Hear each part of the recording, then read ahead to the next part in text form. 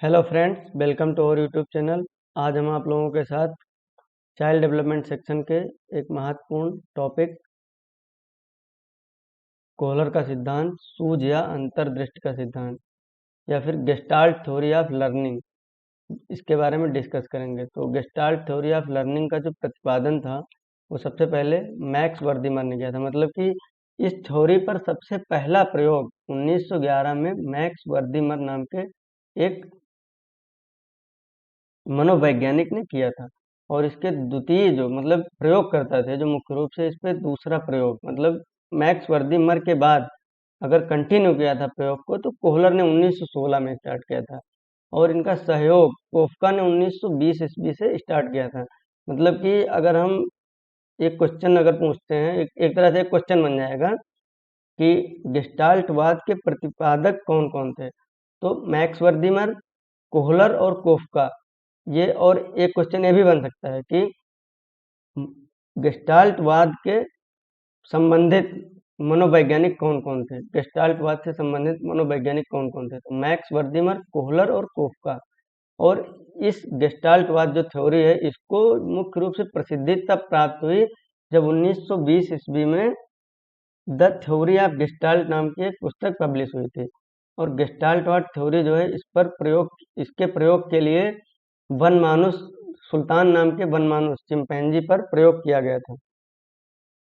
और इसके कुछ अन्य नाम भी हैं, जैसे कि इसके कई सारे अन्य नाम हैं, जैसे कि एक है अंतर्दृष्टि का सिद्धांत।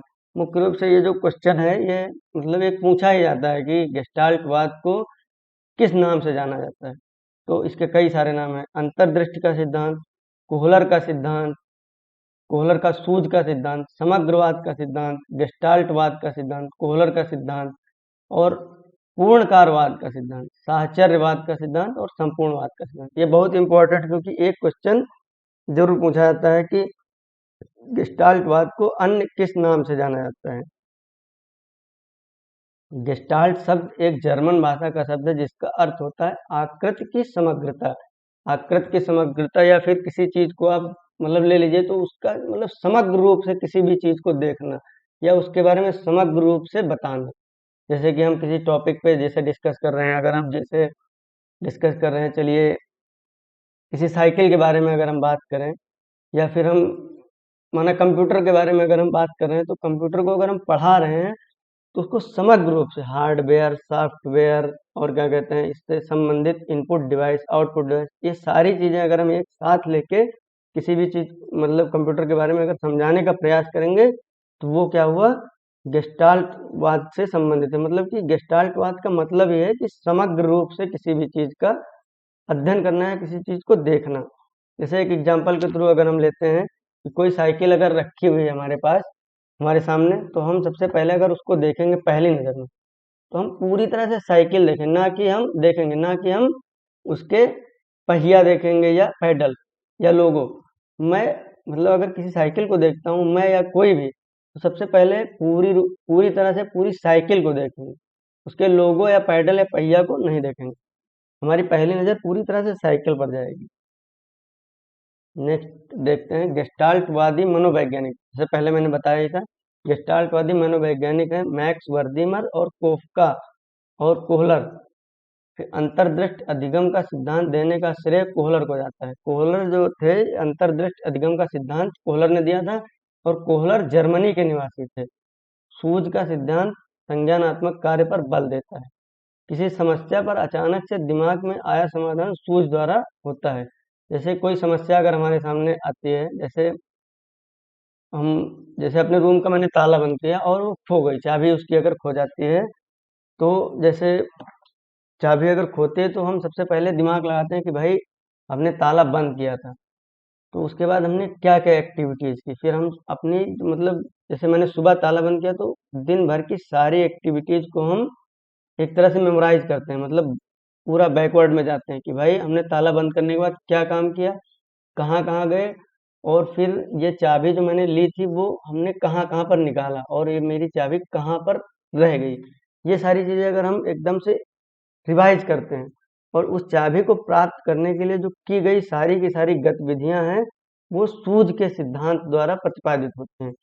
जैसे कि हमारे पास कोई समस्या आती है तो हम अपनी सूझ के द्वारा उस समस्या से निपटते हैं, यही सूझ का सिद्धांत है। तो कोहलर का प्रयोग, कोहलर जैसा कि मैंने बताया कि कोहलर ने सुल्तान नाम के चिंपैंजी पर अपना प्रयोग किया था। इस प्रयोग में कोहलर ने एक चिंपैंजी को अपने कमरे में बंद कर दिया था और उस कमरे में अपनी उसी छत से केले लटका दिए थे। कुछ समय बीतने के बाद जब चिंपैंजी भूखा होता है तो उन केलों को मतलब भोजन की तलाश में, मतलब अपनी भूख को मिटाने के लिए वह उन केलों को प्राप्त करने का प्रयास करता है, लेकिन कई बार कूद कूद कर उनको मतलब तोड़ने का प्रयास करता है, लेकिन वो उसमें असफल रहता है। फिर कोहलर के द्वारा उस रूम में दो दो डिब्बे और एक छड़ी फेंक दी जाती है। फिर वो चिंपैंजी उन डिब्बों का प्रयोग करता है, मतलब उस केले के नीचे जमीन पर उस डिब्बे को रखता है और उस पर चढ़कर कूद कूद कर प्रयास करता है केले को पकड़ने की, लेकिन उसमें वह असफल रहता है। फिर थोड़ी देर बाद चिंपैंजी मतलब सोचने के बाद फिर एक डिब्बा रखता है उसके ऊपर, मतलब दो डिब्बे हो जाते हैं। फिर उसके ऊपर चढ़ के फिर उसको प्राप्त करने का प्रयास करता है उन केलों को, लेकिन फिर वही वह असफल रहता है। फिर उसके बाद थोड़ी देर बाद वो दिमाग लगाता है कि हाँ एक छड़ी रखी हुई है, अगर हम इसको अगर प्रयोग करते हैं इसका तो हम क्या जाने उसको पालें। तो फिर वो उन दोनों डिब्बों के ऊपर चढ़कर उस छड़ी के सहारे से उन केलों को प्राप्त करने का प्रयास करता है और कोशिश करने के बाद उन केलों को प्राप्त कर लेता है। इससे यह निष्कर्ष निकलता है कि इससे यह निष्कर्ष निकलता है कि बंदर ने चिंपैंजी ने उन केलों को प्राप्त करने के लिए डिब्बे और छड़ी का समग्र रूप से प्रयोग किया। यही गेस्टाल्टवाद का सिद्धांत है। और इसमें हमने कुछ क्वेश्चंस भी लास्ट में रखे हुए हैं, आइए उस पर डिस्कस करते हैं। इसी कोहलर के सिद्धांत से ही संबंधित है, आइए देखते हैं। अंतर्दृष्टि का सिद्धांत का प्रवर्तक कौन माना जाता है? तो इसमें ऑप्शन सही होगा Kohler. Kohler option is correct. Option number one, option number one is correct. Kohler यह सिद्ध करना चाहता था कि सीखना एक ऐसी स्थिति है जिसमें व्यक्ति पशु से श्रेष्ठ नहीं, स्वायत्त यादृच्छिक क्रिया है, संज्ञानात्मक संकार्य है, परिस्थिति के विभिन्न अंगों का प्रत्यक्षीकरण है। इसमें से सी ऑप्शन सही है, संज्ञानात्मक संकार्य है। कोहलर निम्न में से किससे संबंधित था?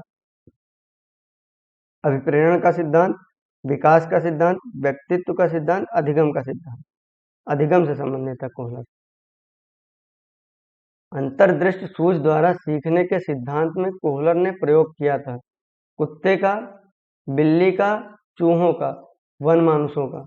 वन मानुषों से ही इसमें। सो आज की वीडियो में इतना ही था।